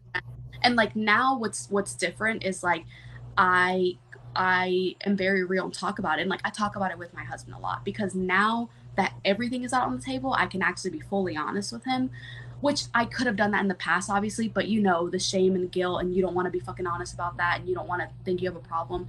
But like, we talk about that constantly, and I'm like, I want to fucking get high. But like, the way I equate it now, and like the way I truly feel like I can like survive this, is like essentially equating using again with death. Yeah. Like, that's the way I see it. How did you get sober? Like, what did you do to get sober? I know, didn't you get the Vivitrol shot for a little bit? I did. So like, do you mean like when I first got sober? No, this time, now that Yeah. you have 4 months. So I did get on Vivitrol for a bit, and I ended up getting off of it. And then when I got back on, and like, I didn't get off of it at first because I was like, oh, like, I want to go get high. I was just like, I don't really think I need this, and I don't have anything against like Matt. I think it's an amazing thing, but I was just like, I don't really think I need this. And then I was like, maybe I should get on it. And I started taking like the pills that they give you, because I went to like a new person because of insurance. And I had to be on that for a couple weeks because I was going on vacation. And even though I had been on it before, since she was a new provider, she was like, I want to see how you do with it first. And when you come back, like, you can be on it. And like, being honest, there wasn't like a specific reason I quit. I was just like, I don't know if I want to, I just don't think I want to take it. Does Vivitrol help with cravings? So some people say it does, but for me, not really. Like, and Yeah, one thing one thing about the pills is it makes you nauseous. Like, not everyone, but that shit made me nauseous. And I was like, that's not fun. I don't like that. So I was just like, I don't want to take it. But honestly, what has been helping me like this time around, first off, again, like, just seeing it as like, not seeing it as I don't have an option, but honestly, for once, seeing it as like, I want to actually like live my life. I was like, I'm so young, and like, I don't want to. First off, if I keep using, I'm gonna die. Like if we just compare statistics, 20 years ago, period. Yeah, point blank period. Like 20 years ago, obviously, I mean, like, you know what I mean? But like 20 years ago, people weren't just dying anytime they did pills. Now, you can be anyone. You can be using for 20 years, using for one. You can be an addict or not. It can be your first time or your 100th. No one is invincible. And it's taking away, it's killing so many people. Like, you can have a tolerance, not have a tolerance. It's killing people, and like, period. So that's the number one thing. The number two thing is like being brutally honest with myself every single fucking day. That was something that I couldn't do before, because I would wake up and be like, oh, I want to get high, but I would push it back in my head and be like, I'm fine. I want to get high, but I'm fine. But now I'm like, no, I want to get high and I'm not fine. I have feelings I need to talk about. I have emotions that I'm going through. So I'm going to be honest about it. Like, the third thing is like, not just staying busy as in like busy work, but like, for example, I work full time and I go to school full time, and like, I'm trying to get out into like doing more hiking and like doing more things in nature and like doing more things for myself. And I do go to meetings occasionally. Like, I will say I started going to like some NA meetings, but to be honest, I did get a sponsor for a little bit. But then I was honest about, so like, one thing which I'm super honest about is like, I do smoke weed occasionally. I smoke it every day, but like, I do smoke weed occasionally. And I will like never lie about that. And some people don't see it as sober, and that's completely okay. People can have their opinions. But she ended up dropping me, obviously, which is her right, because 12-step programs are about abstinence, no hard feelings. But I started going to more meetings, and like more and more people, I just saw more negativity than not. And I know some people in other states that have amazing NA meetings that are accepting, but I wasn't finding that as much. So like, now I attend some like recovery Dharma meetings, or refuge recovery, which is like more Buddhist based, which is like, honestly, what I don't like confine myself to a religion, but honestly, that's what I like resonate with the most, and like mostly what I believe in. And I really enjoyed going to those meetings online. And therapy, like that's like been probably the biggest. And like, just all those things combined have been what's been really helping me. And the main thing also has been like being present, like in this moment. Like, that's always been something that I've never been able to do like my whole life. And like, that's also why like meditating lately and like all those things have helped me, because it helps me to be present. And like, that's a struggle every single day. But I'm like, if I can just stay present in this moment, I don't have to think about like 5 years from now, like an hour from now, because I've always thought like, I can't, how am I going to stay sober for the rest of my fucking life? I'm You don't 22 you years don't old. have to think about that. That's too much to be thinking about, Yeah, That's exactly. So kind of I'm like, like us yeah, thinking about it would be like me thinking about bills that I haven't already occurred. Like, what about like oh, what about the tires I'm going to buy 2 years from now for my car, and then how am I going to pay for those? You know what I'm saying? And I love refuge recovery. I try to yeah, share with everybody about smart recovery, refuge recovery, Mara. When I went to meetings, I was really, really heavy in Alcoholics Anonymous, which I am mhm, absolutely obsessed with the 12 steps of Alcoholics Anonymous. I love the 12 steps. What I don't like is the judgment and the um, closed mindedness of those 12 step programs. yeah, I think that if you're whatever you're doing, if your life is improving and you are thriving, then that's recovery. If you've and gained back what you lost in your addiction, then you're recovering. um, I'm going to be on medication for the rest of my life.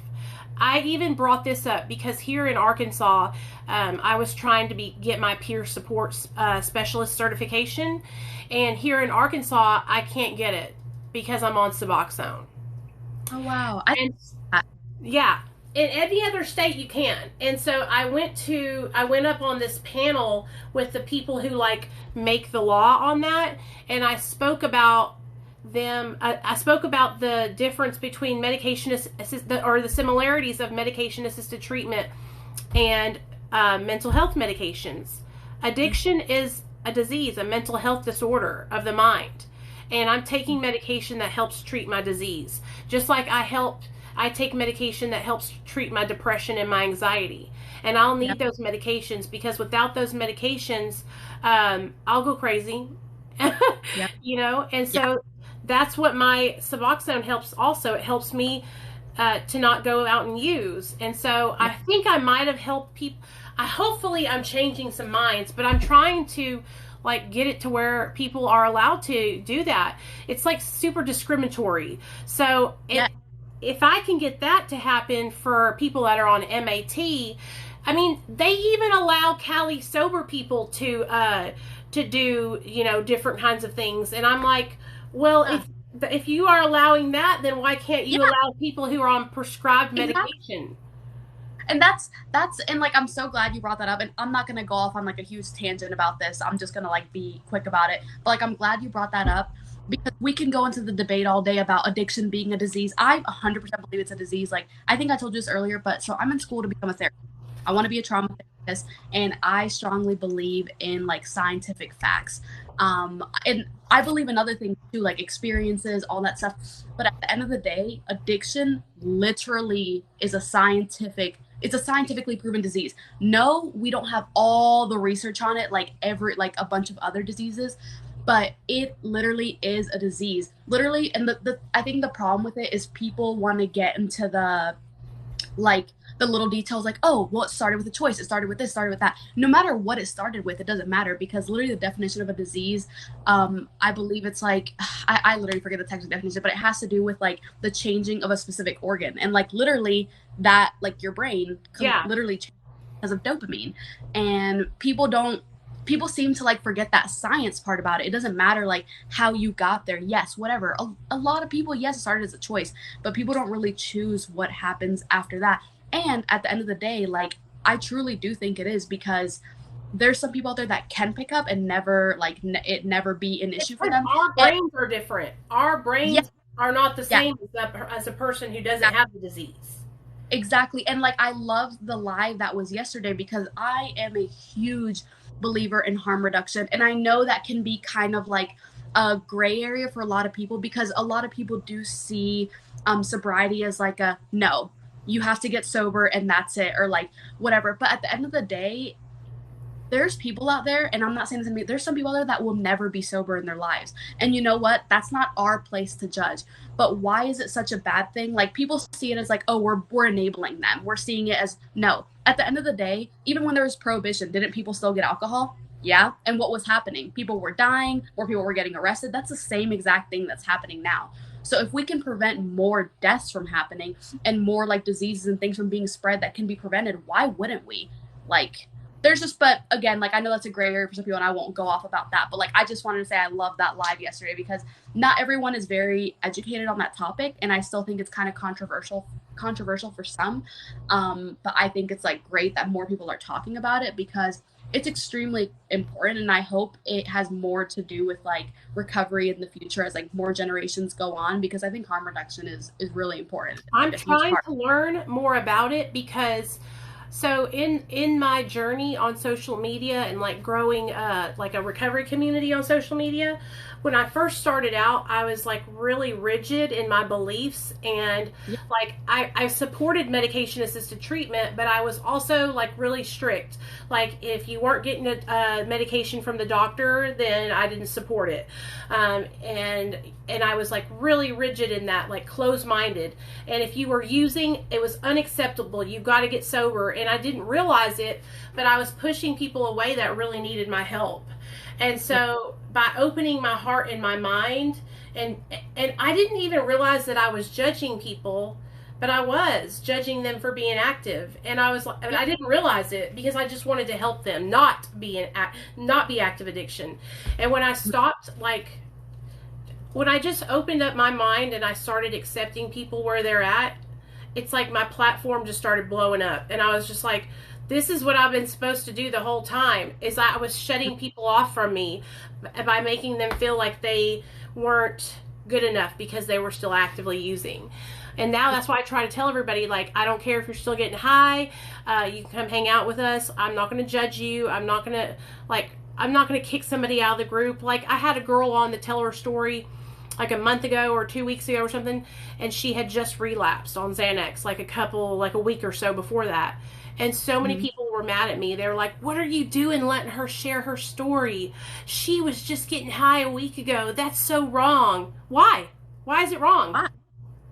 Yeah, no. I mean, I think if anything, and that's why like and like this is me being honest, like that's honestly why I really love the platform you have and the community you've created, because at the end of the day, like I said before, it's real, and that's how life is. Not everyone out there has 20 years. Not everyone out there has been sober forever. And sadly, not everyone that is sober right now is going to stay that way. And some of the people that we see sober now are going to be dead a couple years from now. That's just the reality. I don't wish that, but those are facts. So it's like we don't know. And her story might have spoken more to more people than a story of someone who's been sober. You know why?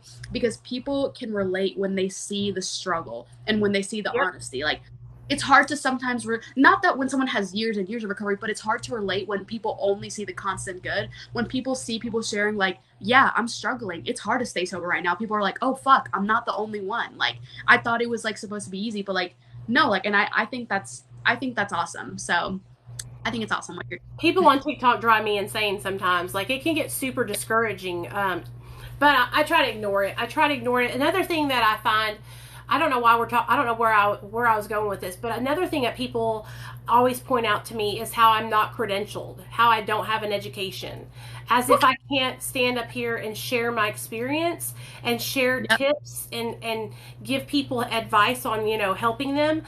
It's like Mhm. the moment it's like every time somebody tries to ask me, and it's like, why do I have to have a degree to help people? I don't Yep. have to do that.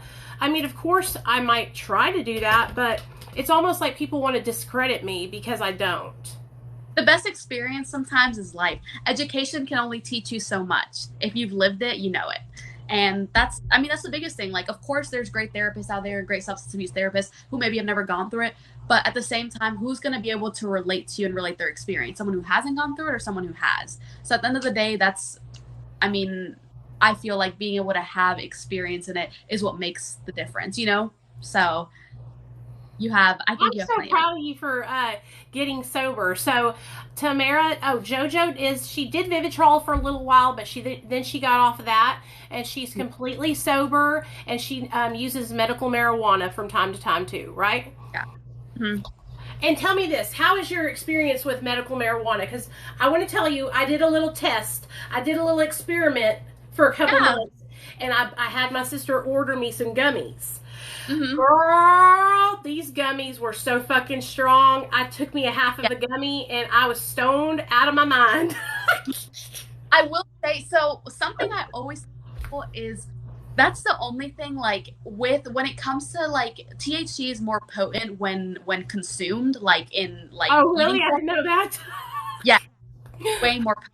So that number one. Um but number two, like smoking flower can be better sometimes. Like obviously like there's more like stronger versions, like for example wax. Wax can still be THC, but it's like the most concentrated form of THC. So that can be really strong, but like smoking flower can be great, and there's different strains that can like help with different things. And like I said, I'm always honest about like smoking weed. Like I will never lie about that. I do smoke weed.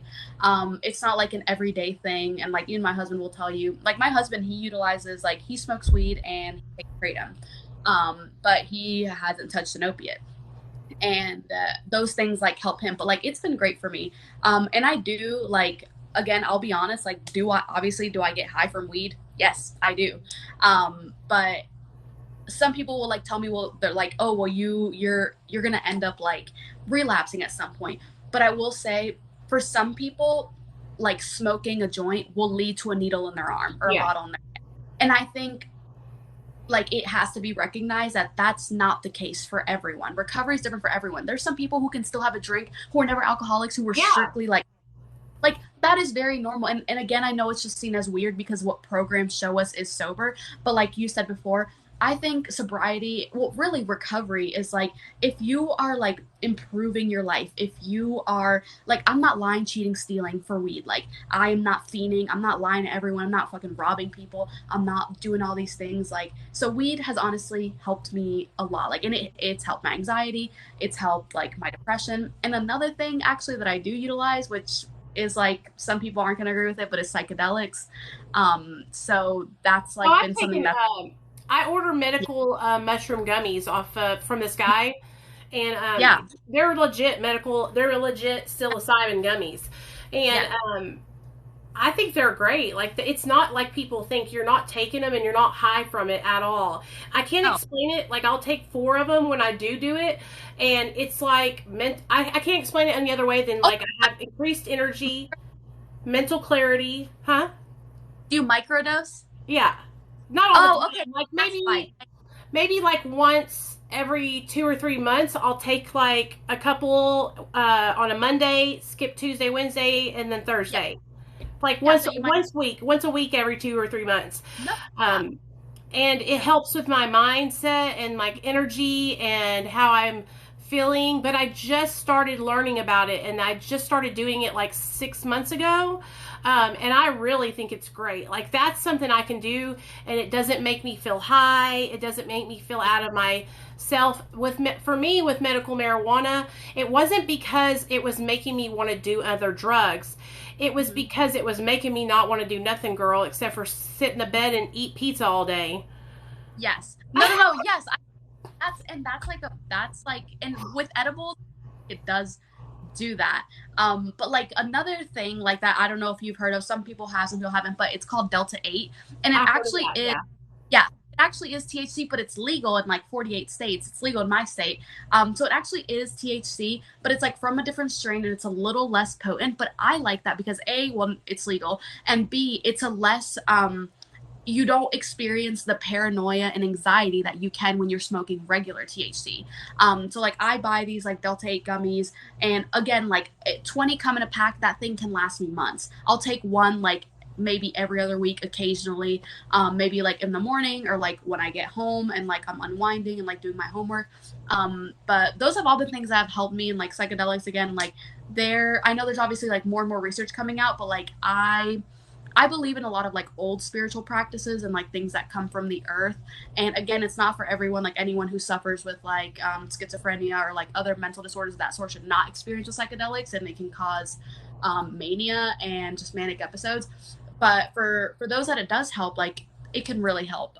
So those are like things that I do. And again, like I'm not ashamed to talk about those things because there actually is like a large community of people who consider themselves in recovery from drug addiction, but they smoke weed or they take like they take kratom or they're on like mat and all this stuff. So that's what I do. I think that, like, for me, I can't be judgmental of people that are on MAT or that are on medical marijuana or kratom because I'm on MAT. Like, it's so I don't be I'm not judgmental of that. Now, I was a little worried about my friends that were trying out kratom because I'm the kind of person who wants you to be medically supervised because I want you to be under doctor's care. And that's why I was worried about some of my people who were using kratom because I was having a couple of friends that were kind of getting out of control with it. They were like taking it like mass quantities. And people will say, you can't do that, Nicole. Yes, you can. I have friends who will take like 60 grams a day. Yeah. And it does like, and I will say like, I take kratom maybe like every once a month, maybe. My husband takes it a lot, but you can take it in mass amounts because the first time it's like recommended to like take 6 grams or something.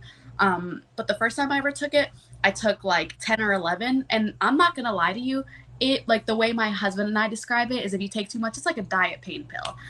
It can not for everyone in different strains, but literally that's what it was like for me because obviously I took more than what was prescribed, but literally I was fucking itching.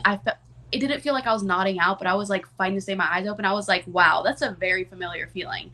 That's crazy, dude. I can't believe that. I've never done kratom. Like, I've taken one spoonful and it was the kind that made you kind of jittery and have a lot of energy. Well, no, there's some that like there's different strains, like, and my husband doesn't like, there's one that's like, it's called like horn. And it can be great for like pain relief and great for like anxiety. And like, obviously there's different strains, but that one took too much. And literally, like I said, it felt like maybe like you took a hydro or something. It was insane. Again, that's like kind of like taking too much, but and it's crazy because it literally triggers your opiate receptors. So it's essentially kind of like the same family of like opium, but different. I don't know. It's interesting, but I think it can be used responsibly, and there are a lot of people that use it responsibly. And like my husband, like I said, he's a great example. Like he smokes weed, he takes kratom every now and then, but that's what works for him. And my husband actually never ever has like I never went to detox or rehab. He never went to detox or rehab. He doesn't go to meetings, never has gone to meetings, didn't go to therapy, like none of those things. But he's still sober, and like he's still able to like maintain his quality of life and like all that stuff. So everyone really is different. Yeah, I had to learn that because society has taught us that, abstinence is the only way. And so when you're raised up in like Narcotics Anonymous and Alcoholics Anonymous, it was really hard for me to like open my mind, especially when I came on TikTok. I was like, California sober? Psychedelics? What are y'all doing over here? Everybody's getting fucked up. But here's the thing. It's your motives behind what you're doing. If your motives are, I'm using this to help my mental health, if you're using this to help you sleep at night and you're not trying to get fucked up or high or change the way you feel and you're being present, then that's what it's all about. Like, it's the motives behind the action. You can, if your motives are pure and you're using something therapeutically, you know what you're doing. And that's the thing. Only you know if your motives are in the right place. So nobody has the right to judge anybody else's sobriety or speak on anybody else's sobriety, tell anyone else whether or not they are sober. It's like only you can really be the judge. Only you can tell yourself that.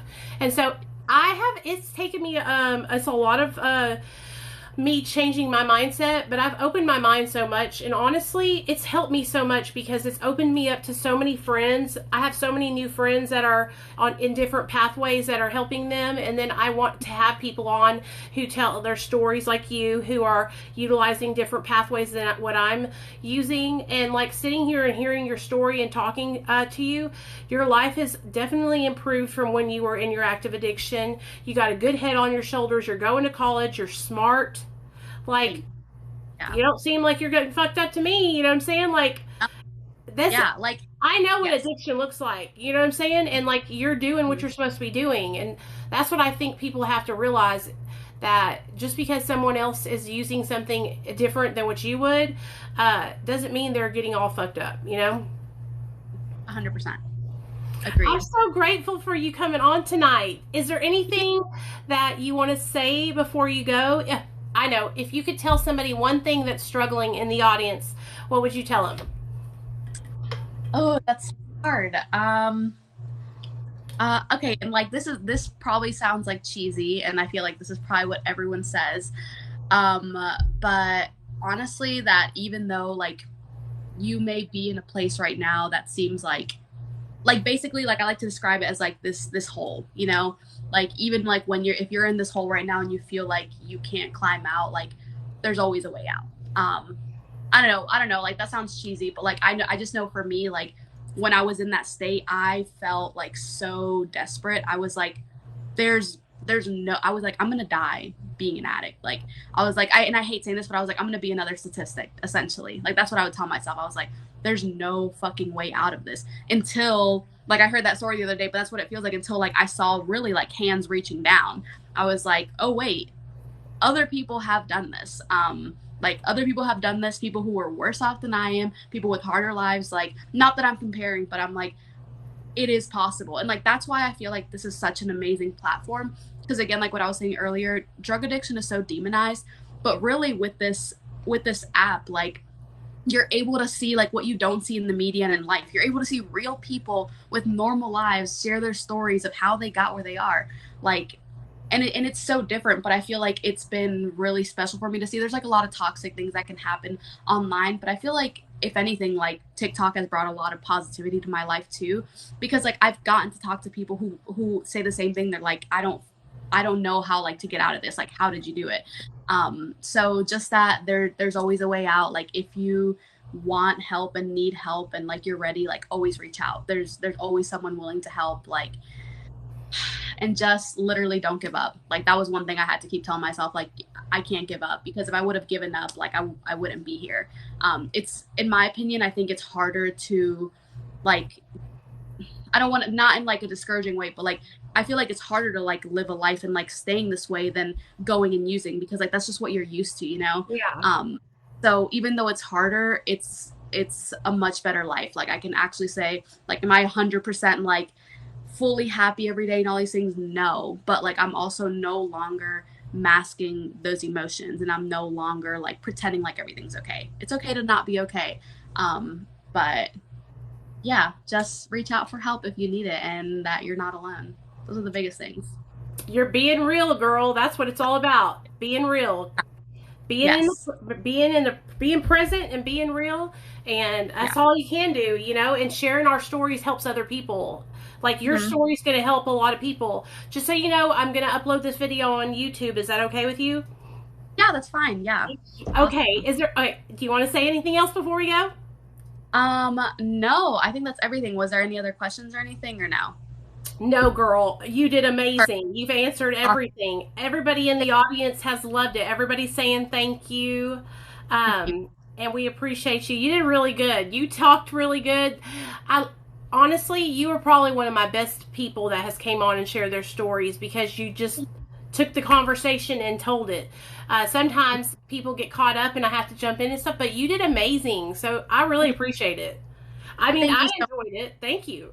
Thank you. No, thank you. And like I said, like, thank you for like the platform you have and like just the community you've built. Like, honestly, it's very genuine. And honestly, it's like what a lot of people like who are still struggling like need to see. So I think like you already have impacted so many people, but you're going to keep impacting so many people. So thank you. I'm thankful for you. Thanks, girl. I love you. I'm going to, I'll text you when I get it up on YouTube. Okay. Awesome. And y'all, please go follow Jojo on her journey. Tell her that I sent you. And yeah, I'll see you. What we'll do is, you got 4 months now. In 2 months, I want to see you back for an interview for your 6-month anniversary. Okay. And I was going to say, after 4 months, like that'll be like the longest I've ever been sober. So it'll be Interesting. Yes, I'm excited. So we'll do a 6-month check-in, and yeah, hit me up. I'll see you. You'll probably make a video about being 6 months sober. So I'll Yeah. hit you up when you hit 6 months.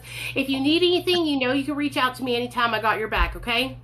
Thank you, girl. Love you. Love you too, girl. See you later. Bye.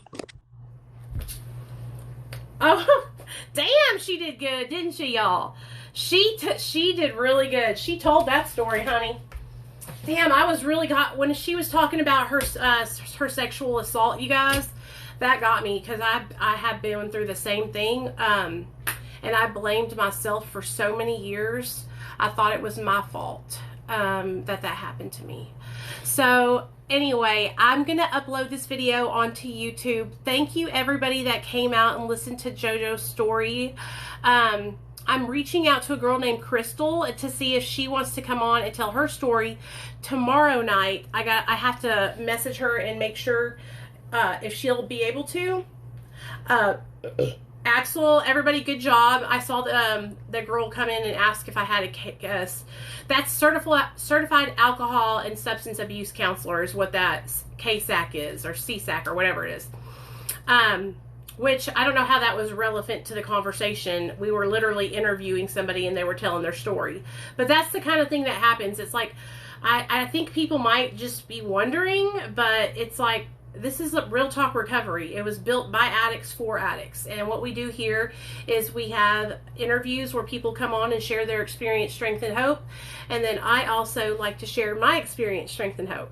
So I'm going to upload this video and I'll be right back. Okay? Love y'all.